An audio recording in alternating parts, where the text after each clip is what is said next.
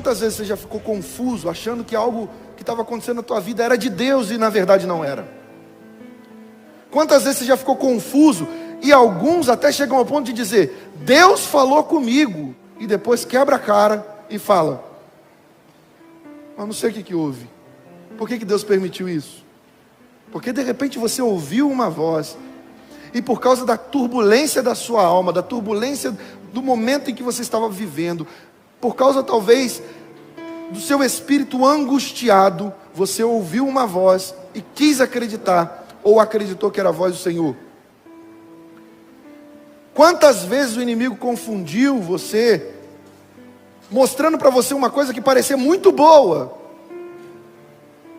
mas quando você percebeu, quando você olhou atentamente, quando o Espírito Santo abriu os teus olhos, você viu que não era nada de Deus, não era a vontade de Deus, não era o propósito de Deus, não era desígnio de Deus, era uma ação demoníaca.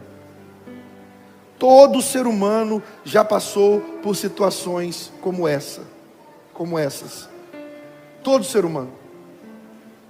Às vezes nós confundimos ou ficamos confusos porque o inimigo utiliza verdades para tentar empregar uma mentira.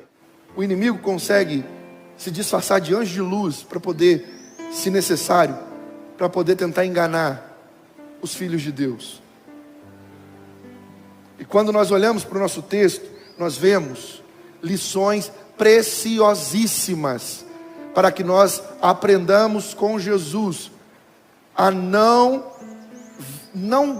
ficarmos confundidos com as estratégias mirabolantes do maligno.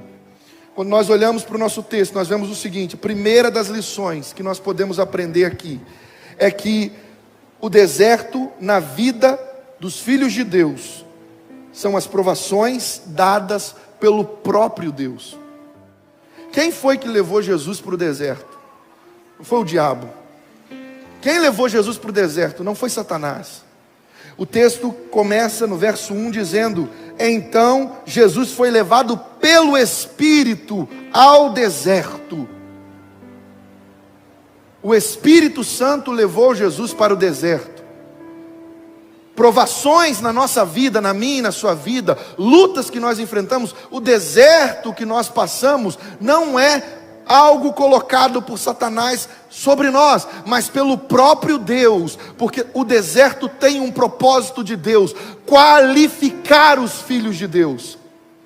O deserto é a escola, sempre foi a escola do Senhor.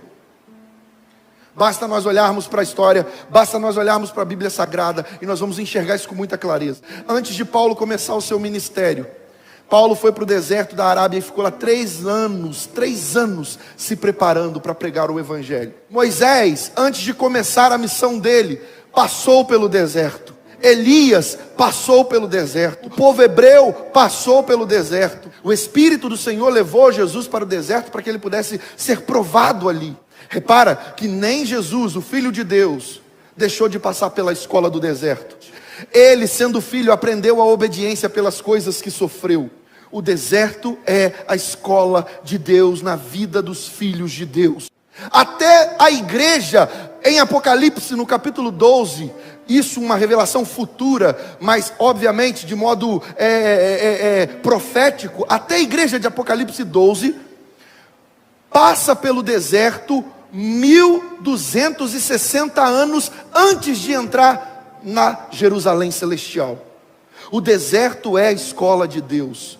A sua provação, a sua luta, a sua dificuldade não é o inimigo para te destruir, não é o diabo destruindo a tua vida, sabe, sacudindo você, te jogando de um lado para o outro, não. É Deus moldando você e preparando você para que você cumpra o propósito dele. É Deus forjando o seu caráter. É Deus estruturando a sua vida. É no deserto que nós somos fortalecidos. É no deserto que nós recebemos estrutura espiritual. Homens e mulheres que não passaram pelo deserto desistiram no meio do caminho. Alguns desistiram no início da carreira. Mas todos aqueles que passaram pelo deserto, provados por Deus, perseveraram até o fim e foram recompensados pelo Senhor.